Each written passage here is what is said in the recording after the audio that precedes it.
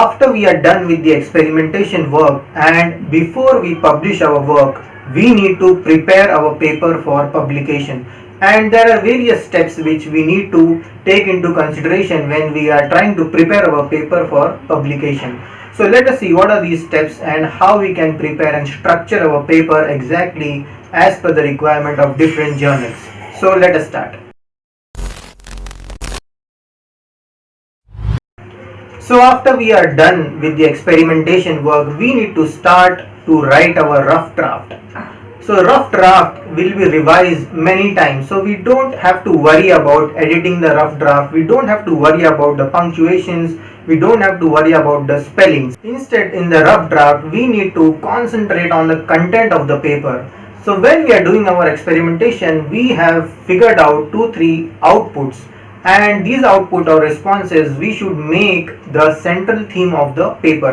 So you can only decide what are these outputs and what outputs you can take in and prepare it for your paper, and you can make them the central theme of the paper.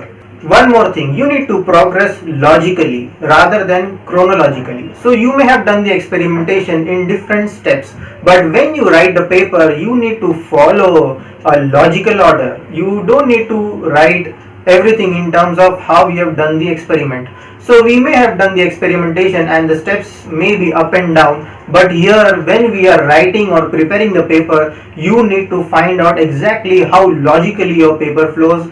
That is the most important when we write and prepare our paper. Don't try to write and edit at the same time. So we make the mistake of editing the document every time we write the rough draft.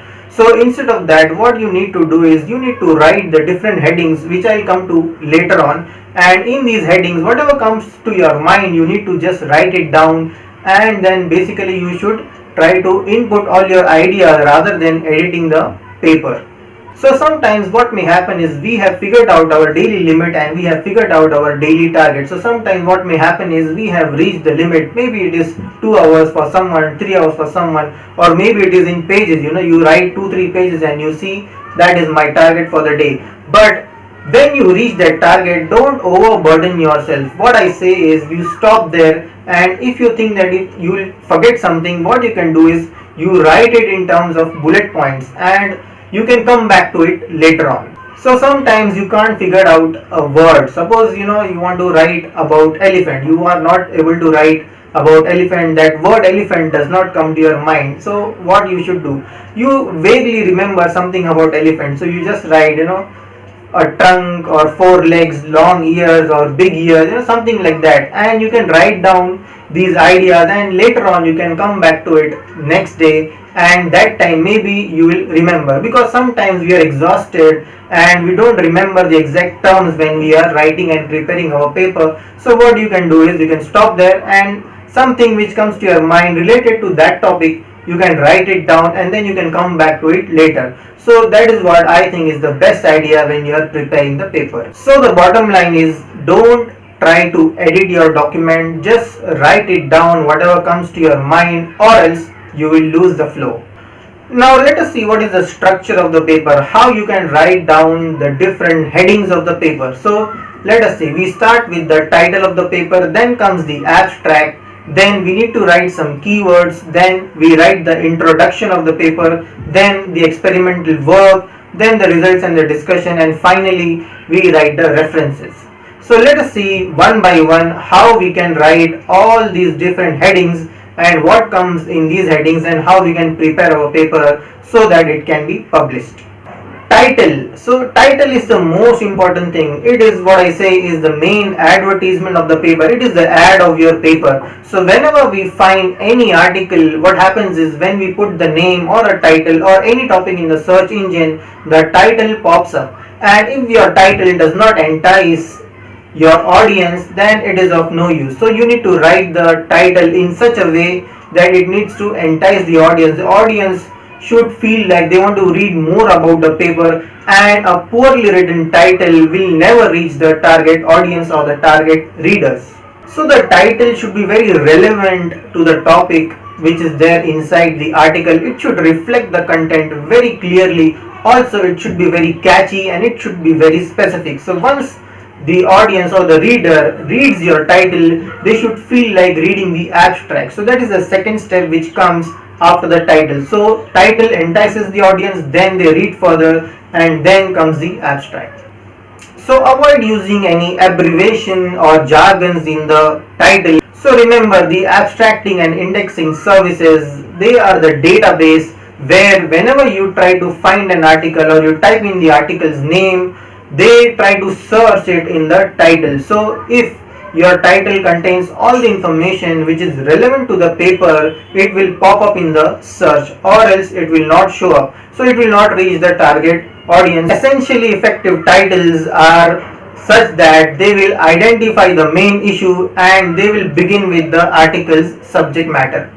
They are accurate, unambiguous, specific, complete, and as short as possible. They are enticing and they are very interesting. They make the people want to read it further. Next comes the author. After the title, the next thing comes is who is the author, who are the co-authors of the paper, and so on and so forth. So only the authors who have intellectually contributed to the paper should be listed in the authors and the co-authors, because what happens is they should know what is there in the paper, they should know the data, they should take the responsibility of the data and the conclusion and the things which are put up in the paper. So that is why, and finally what happens is they are approving the paper. So only those who know the paper, their name should be there in the list of authors. So sometimes there are many authors, first author, second author, third author, four authors. So it is not always possible that the first author is the corresponding author. The corresponding author can be any author who is familiar with the journals and how to respond to the journals and so on. So the corresponding author is the author who is in communication with the journal, who is replying to the emails of the journal and so on. So first author may or may not be the corresponding author. So next comes the abstract. So abstract is mainly a space which is there in your research article which will describe your article completely. So you need to use that space very wisely. Generally there is a limitation for words in abstract, and it depends on journal. So it will be around 150 to 300 words, maybe 400 words for some journal, but you need to use that because it is very concise space and all the information should be there in the abstract. And basically once the reader reads your abstract, they should know that what is there in the paper, and exactly they should know what they will achieve after they read the paper. So it should fully represent your article, and generally what happens is we write the abstract last, because after we have written the entire paper, we know the results, we know the conclusion, and then we need to write it concisely in abstract. So we write the abstract last, and that is the wisest thing which we can do, because in the starting we cannot write the abstract because we are not familiar with how we will write the conclusion and so on. Because abstract will contain all these things. It will contain some part of conclusion, it will contain some part of the experimental work, and you will write in the parameters, you will write in the main important things which are there, and all these things are there. So you will write all this information, and only after you have written the entire paper you can write the abstract. So a wise person, a wise researcher will write the abstract last. So abstract should summarize the problem, the objective of the research work should be there in the abstract, the method, the result, and the conclusion. So all this information should be there in the abstract. Abstract does not include any references or figures or table. It should mention the significant research work which you have done, and then the reader will basically decide whether or not they should go for the whole paper and so on. So you need to write the abstract properly and very effectively. Next comes the keyword list or the keywords. So after the abstract there are some 5 to 6 keywords which the journal requests that we should give them, and again the abstracting and the indexing services, basically the search engines, we can say in the normal layman's term, they will pick up all these keywords and then they will connect them to your article. So you need to use these keywords very wisely. If you are working in that domain, then once that person searches that particular keyword, then your paper should pop up. So you need to put these 4 to 5 or 6 keywords very effectively, and they should capture the entire research.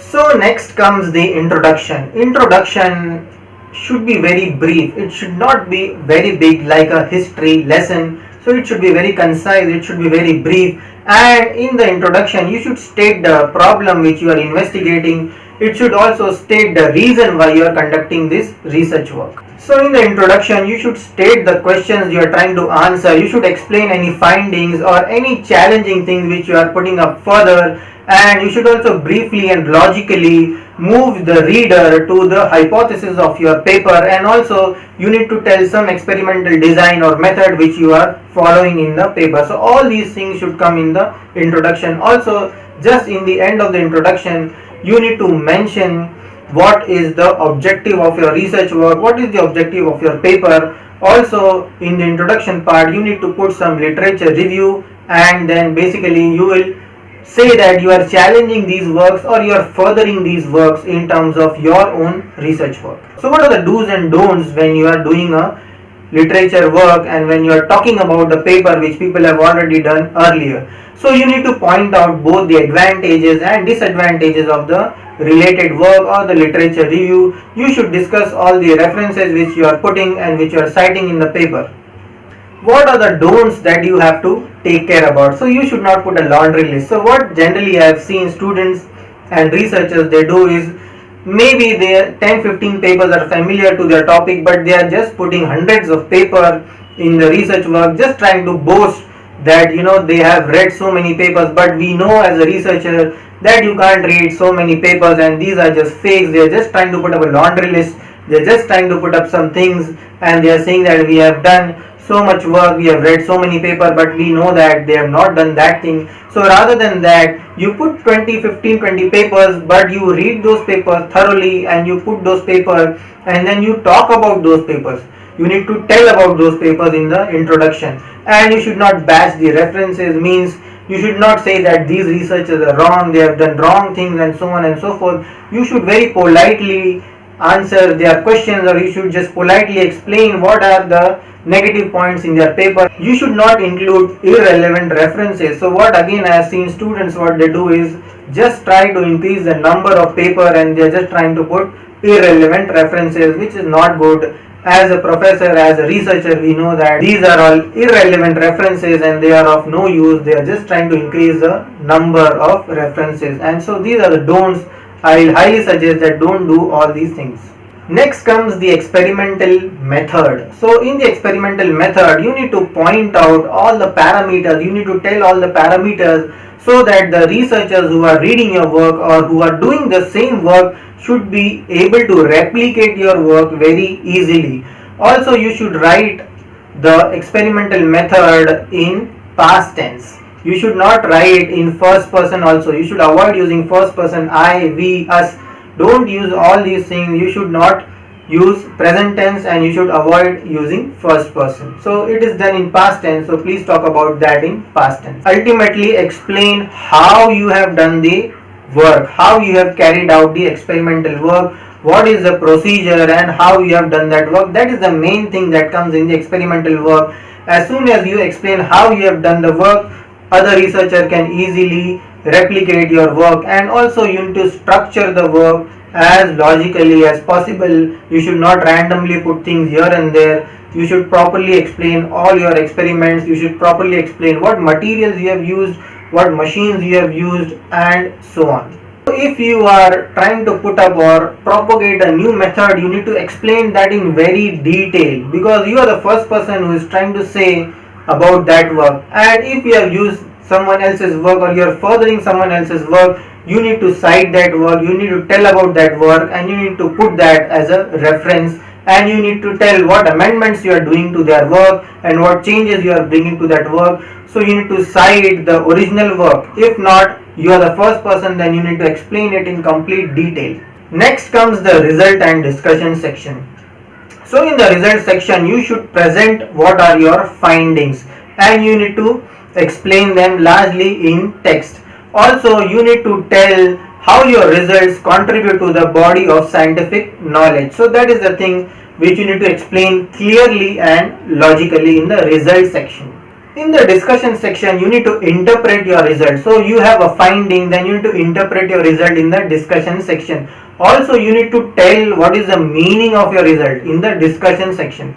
So All these things you need to take care of. Also, when you're talking about the meaning of your results, when you're talking about your results and your finding, you need to link all these things to the results which are there in the literature, which are there in the past, which are similar to your results. So you can say that these researchers also performed so and so work which is close to my work, and basically I can say that these are the similarities or these are the differences which I found out, and so on.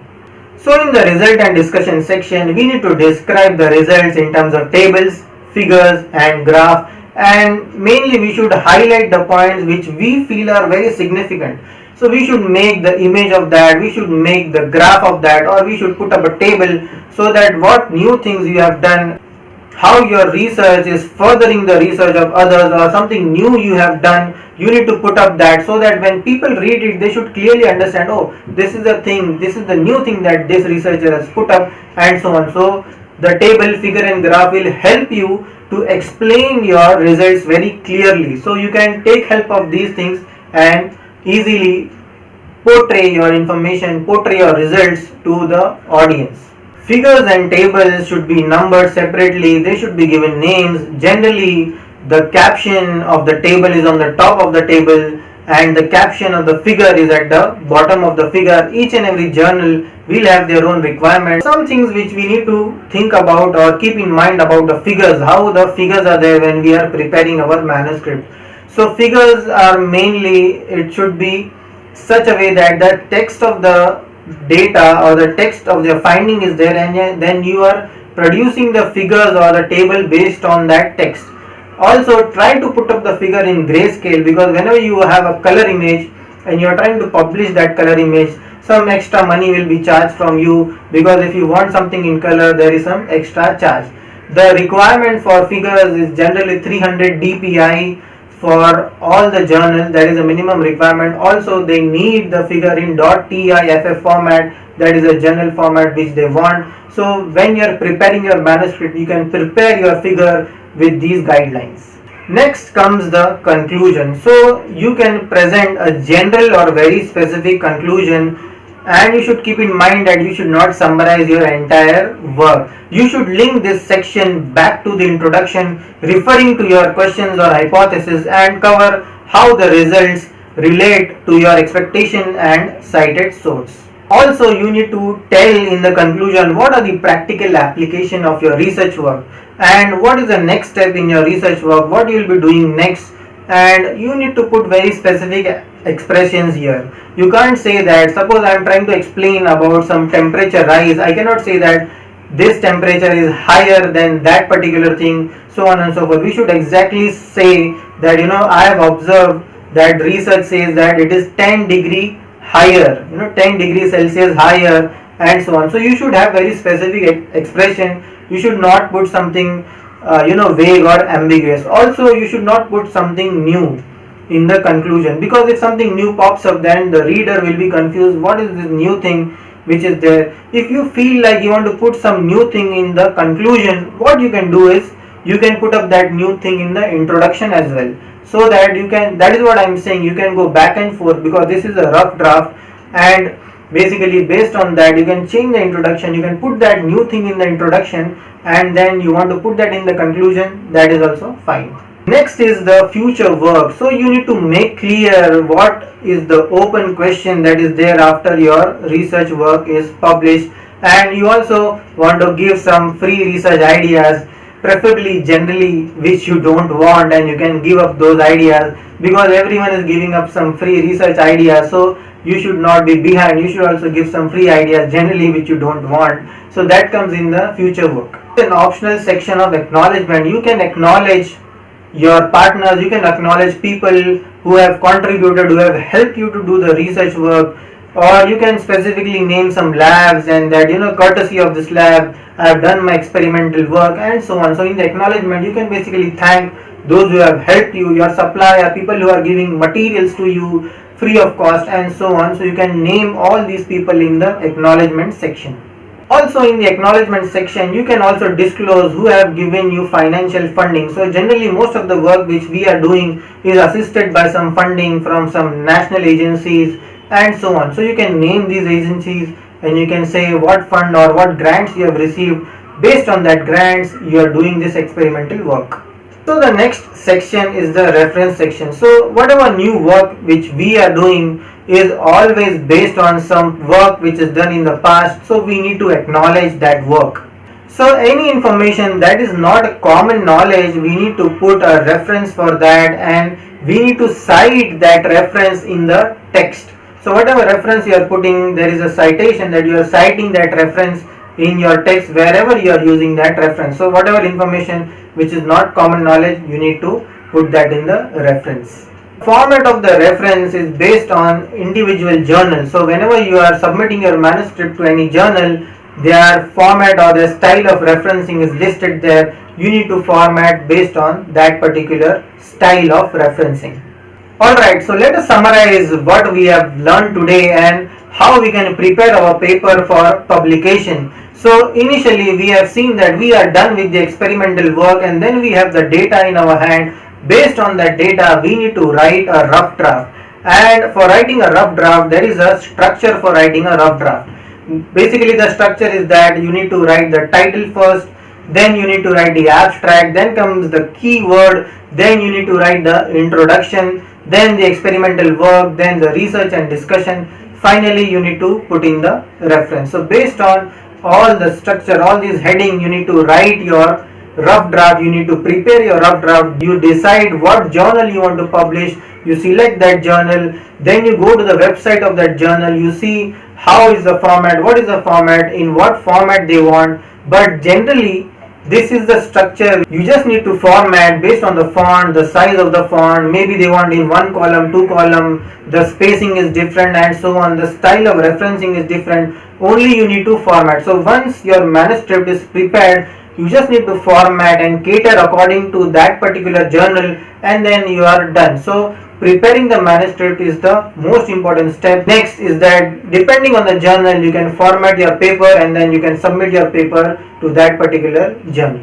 So thanks for watching. I hope you have understood how we can prepare our paper for publication, and then the next video which will come up will show you how to select a journal and then submit the manuscript, and what happens when we submit the manuscript for publication. So thanks for watching. All the best.